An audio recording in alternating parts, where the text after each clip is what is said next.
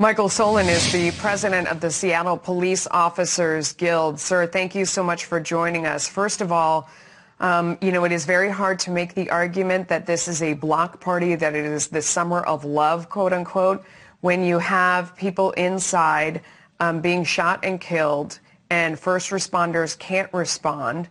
People are dying. What are your thoughts? Well, people are dying.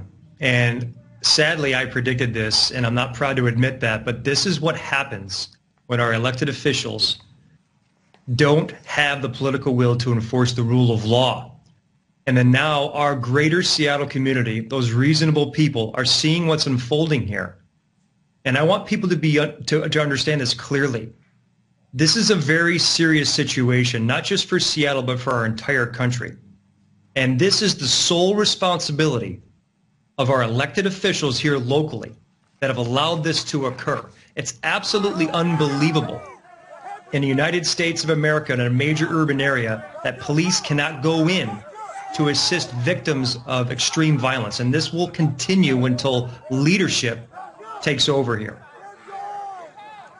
When you speak of leadership, I want to read to you a statement from a Seattle City Council member who said, quote, "If this killing turns out to be a right-wing attack, President Trump bears direct responsibility. Also responsible are the conservative and corporate media outlets, which have themselves whipped up right-wing hate by completely misrepresenting the nature of the peaceful protest occupation."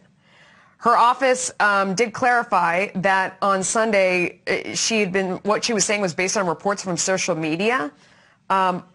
What in the world is she talking about? It is what is going on there, this death, if it turns out to be from the right wing, it is the fault of President Trump and conservative media outlets and corporations. What is she talking about? Not surprising that she's passing the buck of responsibility. This is her district. This is her issue. And this is what happens when her decisions to remove tools necessary for the police to clear an area of less lethal options. This is all coordinated and planned. And the fact that she is now passing the buck is not surprising. This is her district. She needs to take responsibility because it is her issue. It is not the summer of love. It's the summer of chaos and lawlessness. And that council member should be ashamed of herself.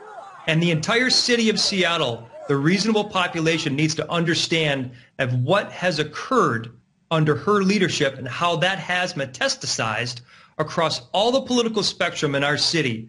And then now we are unable to get into a 6-block area. We've lost a precinct. And we can't get inside to rescue victims, which we are obligated to do for our oath of service and the law. I mean, this is unbelievable. Yeah. You make the point that this is coming to a city near you, and meanwhile, violence is tearing up Chicago over the weekend. A total of 102 people shot, 14 killed, including a 3-year-old girl in New York City. Shootings are skyrocketing as at least 2 people are dead, with 24 shootings on Saturday alone. Chicago's police superintendent says more needs to be done to stop the carnage. Listen to this. Let's keep violent offenders in jail. Let's revamp the home monitoring program. It's not working. You are clearly completely distressed about what is going on in Seattle, and you make the warning that it's coming to these other cities like New York, where I am. What we just showed you, it has already begun. How are these situations similar? Go ahead. Well, it's just sad. It's sad that the police are now the targets of what is occurring here politically that is now nationwide. The fact that we've surrendered a precinct voluntarily to, I would say, unreasonable activists, that now we can see violence play out because there's no rule of law. And this is now transcending across the country, where I said earlier, this violence will sadly continue And so where is the voice for reasonable people in this city and across our country to stand up and say our elected officials need to be held accountable and enforce the rule of law to get order? And as a community member that lives in this city, I am ashamed at our elected officials because this is their fault. And the police just want to be able to do our jobs. We are being prevented to do that.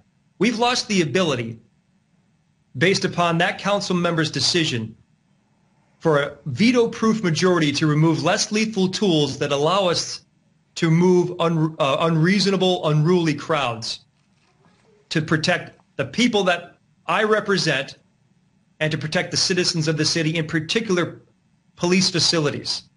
If we cannot hold an unruly mob from taking over another precinct, and if cities across this country take away those less lethal tools that the police use to effectively do their jobs safely, we're in serious trouble. And how can we reclaim 6 blocks and reclaim our precinct without there being violence? I just don't see how our members are going to be able to do this. I mean, we're prevented from even going into an area to rescue gunshot victims now. How can we be used to take over those blocks again, to establish rule of law? It's a very serious situation. Yeah.